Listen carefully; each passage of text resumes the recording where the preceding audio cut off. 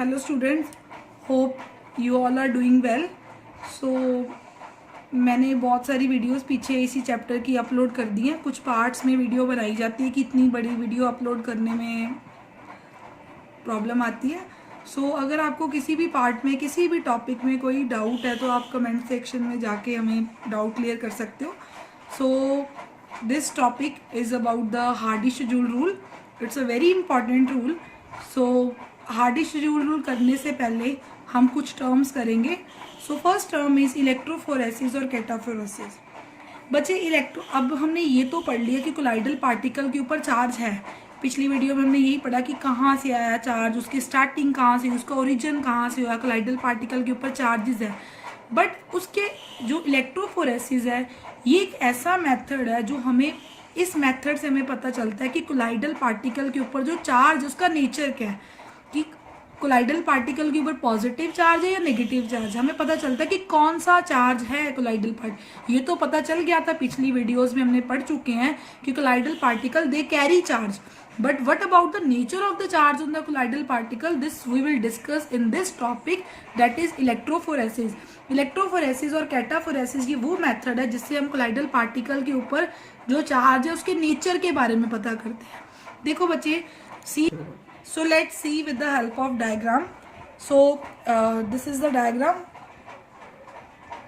So see, ये आपका हमने यहाँ पे क्या ले लिया, कोलाइडल सॉल्यूशन ले लिया. ये पूरा कोलाइडल सॉल्यूशन है.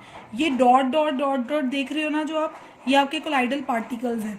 These are the colloidal particles, right, which are dispersed in the dispersion medium, और these are acting as a dispersed phase because ये कम क्वांटिटी में होते हैं. और इनको जिसमें हमने डिसॉल्व करा हुआ है, जिस भी सोल में प्रिपेयर करी है, ये जो आपका सारा जैसे वाटर है वगैरह जिसमें भी हमने कोलाइडल सोल्यूशन को, कोलाइडल पार्टिकल को डिसॉल्व करा है, ये आपका डिस्पर्जन मीडियम है, राइट. बच्चे ये दोनों में हमने कोलाइडल सोल्यूशंस ले लिए. ये जो हमने प्लेट्स लगाई हैं, ये आपकी प्लेट्स जो है इलेक्ट्रोड्स लगाई हैं हमने दो. ये इलेक्ट्रोड्स है, दीज आर द इलेक्ट्रोड्स. बाहर से हमने इसको बैटरी के कनेक्शन दे दिया, एक को नेगेटिव के साथ लगा दिया, एक को पॉजिटिव के साथ लगा दिया, राइट. ये तो पहले इलेक्ट्रोफोरेसिस के पहले था. जब हमने इलेक्ट्रोफोरेसिस स्टार्ट करी, मतलब जब हमने कनेक्शन बैटरी का ऑन करा, तो क्या हुआ, कोलाइडल पार्टिकल मूव करना शुरू कर गए. लेट अस सपोज इस केस में अगर हम मान के चलते हैं कि कोलाइडल पार्टिकल के ऊपर नेगेटिव चार्ज है. ये पता कैसे चला कोलाइडल पार्टिकल? After electrophoresis. ये आफ्टर इलेक्ट्रोफोरेसिस डायग्राम है सेकेंड. आफ्टर इलेक्ट्रोफोरेसिस आप देख सकते हो कि जितने भी कोलाइडल पार्टिकल्स आपके पूरे सोल्यूशन में थे वो पॉजिटिव प्लेट की तरफ जाके अट्रैक्ट हो गए. ये पॉजिटिव प्लेट की तरफ, प्लेट के पास जाके सारे पार्टिकल्स इकट्ठे हो गए. मीन्स यहाँ पे कोलाइडल पार्टिकल किसकी तरफ अट्रैक्ट हो रहे हैं? पॉजिटिव प्लेट की तरफ. इट मीन्स कोलाइडल पार्टिकल्स के ऊपर कौन सा चार्ज होएगा? Negative charge. ठीक है, वो negative charge colloidal particle they get coagulate near the positive plate. Here they will get neutralize. वहां जाके वो क्या हो गए? न्यूट्रल हो गए. And they get coagulated. वहां पे जाके उनकी कोगुलेशन होनी स्टार्ट हो गई. लेट अस सपोज अगर कोलाइडल पार्टिकल के ऊपर यहाँ पे तो नेगेटिव चार्ज हमने नेगेटिव था तो पॉजिटिव की, अगर उनके ऊपर पॉजिटिव चार्ज होता तो सारे कोलाइडल पार्टिकल नेगेटिव प्लेट की तरफ अट्रैक्ट हो जाने थे, because this plate is connected to the negative terminal of the battery if colloidal particle contains positive charge. Mean जो भी चार्ज कोलाइडल पार्टिकल के ऊपर है, जब हम इलेक्ट्रिक फील्ड अप्लाई करते हैं तो कोलाइडल पार्टिकल जो है पहुंच जाते हैं ऑपोजिटली चार्ज इलेक्ट्रोड की तरफ.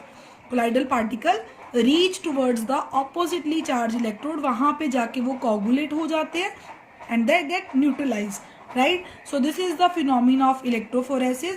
सो इलेक्ट्रोफोरेसिस मेथड हमें यूज होता है to find out the nature of the charge on the colloidal particles. ठीक है जी. So next term is electroosmosis. So electroosmosis क्या है बच्चे? यहाँ पे हमने ये सेटअप करा हुआ है सारा. ये इलेक्ट्रोऑस्मोसिस के लिए ये ऑपरेटर्स यूज होता है हमारा. इलेक्ट्रोऑस्मोसिस में क्या होता है कि हमने यहाँ पे पहले कोलाइडल सोल्यूशन थी. यहाँ पे आपको दिख रहा है कि ये कोलाइडल पार्टिकल्स हैं. सोल्यूशन तो ये है, डिस्पर्जन मीडियम तो ये है. पहले क्या थी, यहाँ पे पूरी कोलाइडल सोल थी. हमने यहाँ पे दो सेमी परमिएबल मेम्ब्रेन्स लगाई हैं these are the oppositely charge electrode, एक को नेगेटिव के साथ कनेक्ट करा हुआ देख सकते हो, एक इलेक्ट्रोड को हमने पॉजिटिव के साथ कनेक्ट करा हुआ है, राइट। सो बच्चे यहाँ पे क्या होता है कि जब हमने कोलाइडल सोल्यूशन को इलेक्ट्रिक फील्ड अप्लाई करा तो कोलाइडल सोल्यूशन में जो डिस्पर्जन मीडियम के पार्टिकल है, मैं आपको कोलाइडल पार्टिकल की बात नहीं कर रही, मैं किसकी बात कर रही हूँ, जिसमें हमने उसको डिसॉल्व करा हुआ, डिस्पर्जन मीडियम के पार्टिकल, क्योंकि उसके ऊपर भी चार्ज होता है, क्योंकि जितना चार्ज कोलाइडल पार्टिकल्स के ऊपर होता है उतना ही इक्वल और ऑपोजिट चार्ज डिस्पर्जन मीडियम के पार्टिकल्स के ऊपर होता है। एज अ रिजल्ट पूरा कोलाइडल सोल्यूशन आपका इलेक्ट्रिकली न्यूट्रल रहता है। ये चीज हम पिछली वीडियो में पढ़ चुके हैं। सो यहाँ पे जो डिस्पर्जन मीडियम है, डिस्पर्जन मीडियम भी इलेक्ट्रिकली चार्ज है। जो भी लेटर सपोज अगर डिस्पर्जन मीडियम के ऊपर पॉजिटिव चार्ज है वो नेगेटिव प्लेट की तरफ मूव कर जाएंगे, अगर उनके ऊपर नेगेटिव चार्ज है वो पॉजिटिव प्लेट की, मतलब ऑपोजिटली चार्ज प्लेट की तरफ वो मूव कर जाएंगे डिस्पर्जन मीडियम के पार्टिकल। कब?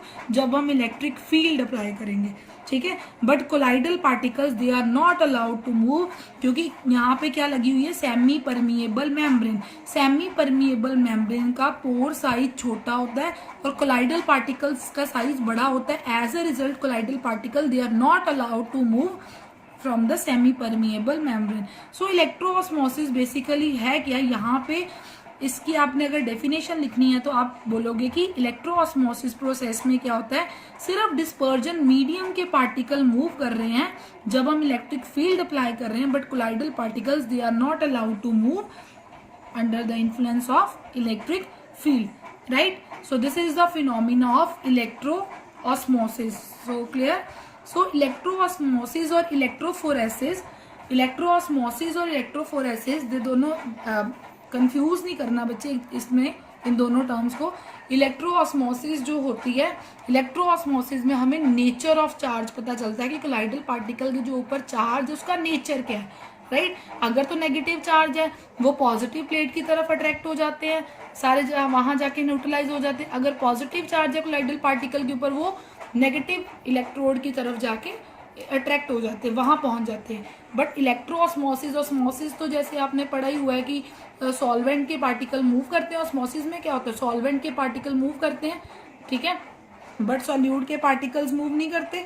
वही इलेक्ट्रो वर्ड मतलब कि ऑस्मोसिस ही हो रही है, बट कब हो रही, under the influence of electricity या इलेक्ट्रिक करंट, इलेक्ट्रिक फील्ड जब हमने अप्लाई करा तब डिस्पर्जन मीडियम के पार्टिकल मीन सॉल्वेंट के पार्टिकल तब मूव कर रहे हैं, but colloidal particles that is which are acting as a solute here, that is dispersed phase, they are not allowed to move. So electroosmosis and osmosis का phenomena same है, but difference is that कि osmosis होती कब है, electroosmosis होती कब है, जब हम electric field apply करते हैं। I think so it's clear to you.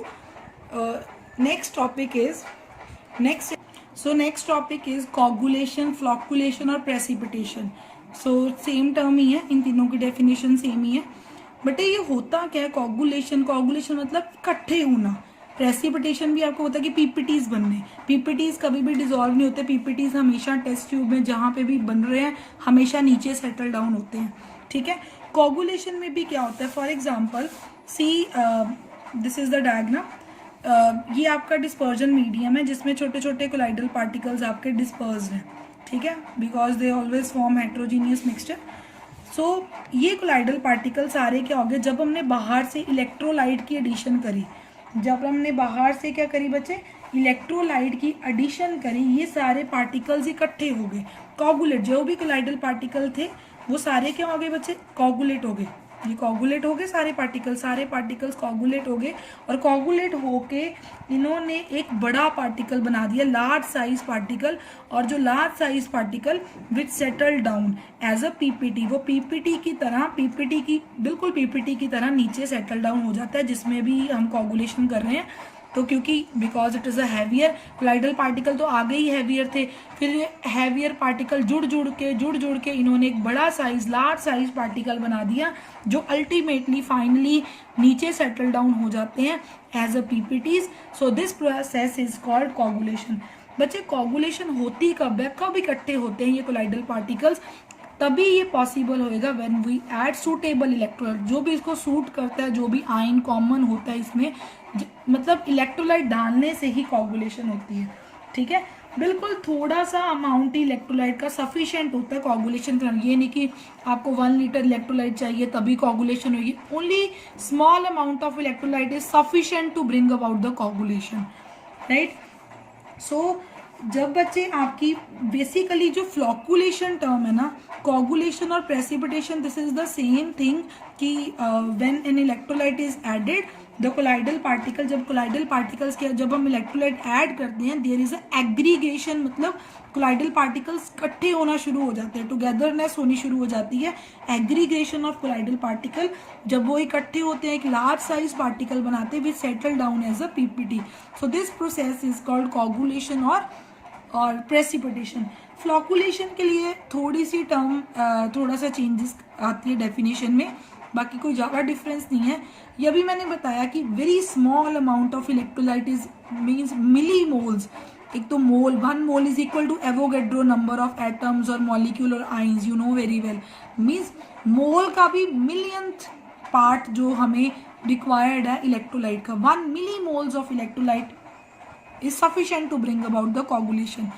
So flocculation क्या होती है बच्चे, जब हम small amount of electrolyte add करते हैं, दैट इज जब इलेक्ट्रोलाइट जो हमने ऐड करा उसकी कंसंट्रेशन बहुत कम है, वेरी लो। सो जब इलेक्ट्रोलाइट जो हमने ऐड करा उसकी कंसंट्रेशन इज वेरी लो, सो जब वेरी लो कंसंट्रेशन होगी this phenomena is called flocculation. होना इसमें भी पार्टिकल्स ने एग्रीगेट ही है, बट बस इसमें यही फर्क है कि जो इलेक्ट्रोलाइट आपने ऐड करा उसकी कंसंट्रेशन बहुत कम होनी चाहिए। So this phenomena is called flocculation, right. So you clear, have you clear the term? I think so it's clear to you what is the difference between coagulation and flocculation. Coagulation में हम simply बोलेंगे कि when an electrolyte is added, कि particles इकट्ठे हो गए जब electrolyte add करा, बस हमने ये न्यू इलेक्ट्रोलाइट की कंसंट्रेशन के बारे में कोई बात नहीं करी कि कम डाला ज़्यादा डाला, but in case of flocculation आप वहाँ पे मेंशन करोगे when small amount of electrolyte, means जो आप इलेक्ट्रोलाइट ऐड कर रहे हो the concentration of the added electrolyte is very low, then this process is called flocculation, this flocculation, okay. So next is your coagulation value, flocculation value और precipitation value. बच्चे ये मैंने आपको अभी बताया है कि जो इलेक्ट्रोलाइट हम ऐड करते हैं उसका हमें बहुत कम अमाउंट चाहिए। कितना कम से कम अमाउंट लगा, means the minimum amount of electrolyte जो आप ऐड कर रहे हो। अगर आपका colloidal solution late us suppose 1 litre है, 1 लीटर कोलाइडल सोल्यूशन में कम से कम आपने कितना इलेक्ट्रोलाइट ऐड करा सो डैट उसकी क्या होगी, कोगुलेशन होगी। सो डैट कि जो कोलाइडल पार्टिकल्स है वो सारे क्या हो गए, एग्रीगेट हो गए। एग्रीगेट होकर उन्होंने एक लार्ज साइज पार्टिकल बनाया which settle down as a PPTs. तो कम से कम हमें कितना इलेक्ट्रोलाइट ऐड करना पड़ा 1 लीटर कोलाइडल सोल्यूशन में, डैट ये उसकी कौन सी वैल्यू होगी, कोगुलेशन वैल्यू, फ्लॉकुलेशन वैल्यू, और आप बोल सकते हो कि उसकी प्रेसिपिटेशन वैल्यू कि कितना हमें इलेक्ट्रोलाइट की लेट अस सपोज हमें इतने मिली मोल्स डाले, जो जितने भी आपने मिली मोल्स डाले वो उसकी कोगुलेशन वैल्यू है, ठीक है। तो जितनी आपकी इलेक्ट्रोलाइट की जितनी कम कोगुलेशन वैल्यू होगी ना उसकी उतनी ही कोगुलेटिंग पावर ज़्यादा होगी। Means coagulating value is inversely proportional to coagulating power। जितनी आपका मतलब जितना इलेक्ट्रोलाइट की कम क्वांटिटी पड़ेगी, जितना कम से कम इलेक्ट्रोलाइट पड़ेगा उतनी उसकी कोगुलेटिंग वैल्यू क्या होगी, कम होएगी। मीन्स थोड़ा सा डालने से भी वो क्या हो गया, कोगुलेट हो गया। मीन्स उसकी कोगुलेटिंग पावर उतनी ही ज़्यादा होएगी। जितना इलेक्ट्रोलाइट कम डालेगा मतलब थोड़ा सा डाला फटाफट कोगुलेशन होगी। मीन्स जितनी आपकी कोगुलेटिंग वैल्यू कम होएगी उतनी ही उसकी कोगुलेटिंग पावर ज़्यादा होएगी। So coagulating value it is inversely proportional to coagulating. So next topic is Hardy Schulze law और Hardy Schulze rule. This is the very important topic from the examination point of view. So ये law क्या state करता है, इस law के 2 points हैं। पहला point ये कहता है कि जो बच्चे हम अभी देख रहे थे, अभी मैंने आपको कोगुलेशन पढ़ाई, मैंने वहाँ पे यही समझाया कि कोगुलेशन होती क्या है कि जब हम इलेक्ट्रोलाइट ऐड करते हैं। कोगुलेशन होती क्या है, कि जब हम इलेक्ट्रोलाइट ऐड करते हैं, इलेक्ट्रोलाइट ऐड करने से जो कोलाइडल पार्टिकल्स हैं वो एग्रीगेट हो जाते हैं, इकट्ठे हो जाते हैं, इकट्ठे होके एक लार्ज साइज पार्टिकल बनाते हैं which settle down as a PPTs. ठीक है, अब इलेक्ट्रोलाइट जो डाला उसका कौन सा आयन कोगुलेट करा रहा है? सो हार्डी-शेड्यूल रूल कहता है कि जो हमने इलेक्ट्रोलाइट ऐड करा उसका कौन सा आयन, द इफेक्टिव आयन, वो इफेक्टिव वर्ड क्यों करा, वो आयन जो कोगुलेशन करा रहा है, the effective ion of the electrolyte in bringing about the coagulation, जो आयन इलेक्ट्रोलाइट का कोगुलेट करा रहा है वो कौन सा आयन होएगा जिसके ऊपर charge which carry charge opposite to that of the colloidal particle. अगर कोलाइडल पार्टिकल के ऊपर पॉजिटिव चार्ज है तो इलेक्ट्रोलाइट का कौन सा आयन कोगुलेशन कराएगा, नेगेटिव कराएगा। अगर कोलाइडल पार्टिकल के ऊपर नेगेटिव चार्ज है तो इलेक्ट्रोलाइट का कौन सा आयन कोगुलेट कराएगा, पॉजिटिव वाला कराएगा। ठीक है, मैं जो भी आपका जो आयन इलेक्ट्रोलाइट का कोगुलेट करा रहा है उसके ऊपर हमेशा चार्ज ऑपोजिट चार्ज होना चाहिए as that of the colloidal particle. और जो आयन आपके कोगुलेशन कराते हैं, जिनके कारण कोगुलेशन हो रही है, उन आयंस को हम बोलते हैं कोगुलेटिंग आयंस और फ्लोकुलेटिंग आयंस। ठीक है, जिन आयंस के कारण कोगुलेशन हो रही है उन आयंस को हम बोलते हैं कोगुलेटिंग आयंस और फ्लोकुलेटिंग आयंस।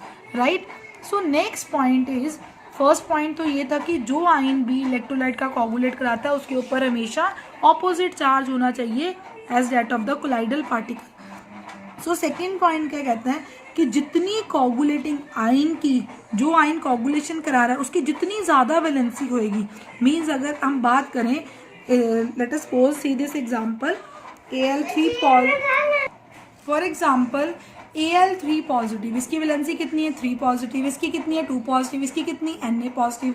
अब ये किसको कोगुलेट करेंगे, कोई नेगेटिव चार्ज, क्योंकि ये सारे कौन है, पॉजिटिव चार्ज हैं, है ना, तो ये किसको कोगुलेट करेंगे, नेगेटिव चार्ज सोल्स को। पॉजिटिव किसको कोगुलेट करता है, नेगेटिव को। नेगेटिव किसको कोगुलेट करेगा, पॉजिटिव सोल को। पर इन तीनों में से कोगुलेटिंग पावर किसकी ज़्यादा होगी, जिसकी वैलेंसी जितनी ज़्यादा उसकी कोगुलेटिंग पावर उतनी ही ज़्यादा होगी। मीन्स Al3 पॉजिटिव, इसकी वैलेंसी सबसे ज़्यादा है as compare to Ba2 positive than Na positive. So Al3 positive की सबसे ज़्यादा कोगुलेटिंग पावर होएगी to bring about the coagulation. Right, so ये किसके लिए काम आता है, सो Al3 पॉजिटिव की जो सबसे ज़्यादा कोगुलेटिंग पावर होएगी for the coagulation of negatively charge sol. So negatively charge sol की अगर बात करते हैं, As2S3 आर्सेनियस सल्फाइड, As2S3 ये आपकी नेगेटिवली चार्ज सोल है, नेगेटिव सोल है आपकी। सो इसकी अगर हमने कोगुलेशन करानी है तो we require positively charge ion. ठीक है ना, कोगुलेटिंग आयन हमें पॉजिटिव वाला चाहिए। सो इन तीनों में से किसकी सबसे ज़्यादा कोगुलेटिंग पावर होगी, Al3 पॉजिटिव, बिकॉज उसकी वैलेंसी ज़्यादा है। सो ये इसकी कोगुलेशन सबसे ज़्यादा कराएगा। अगर हम पॉजिटिव चार्ज सोल की बात करें लाइक फेरिक हाइड्रोक्साइड, तो इसकी कोगुलेटिंग पावर जो होगी नेगेटिव FeCN6, इसके ऊपर 4 नेगेटिव चार्ज है, इसके ऊपर 3 नेगेटिव चार्ज, इसके ऊपर 2 नेगेटिव चार्ज, इसके ऊपर -1 चार्ज। मीन जितना ज़्यादा वैलेंसी है जिसकी भी, उसकी कोगुलेटिंग पावर उतनी ही ज़्यादा होएगी। सो ये हमने एग्जाम्पल के साथ भी कर लिया, जितनी ज़्यादा वैलेंसी होएगी उतनी ही उसकी कोगुलेटिंग पावर होएगी। सो this is the second point of Hardy-schedule rule.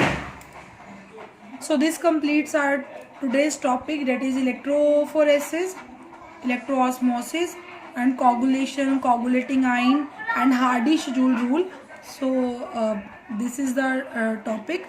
If there is any doubt, so please ask me, and thanks for watching my video.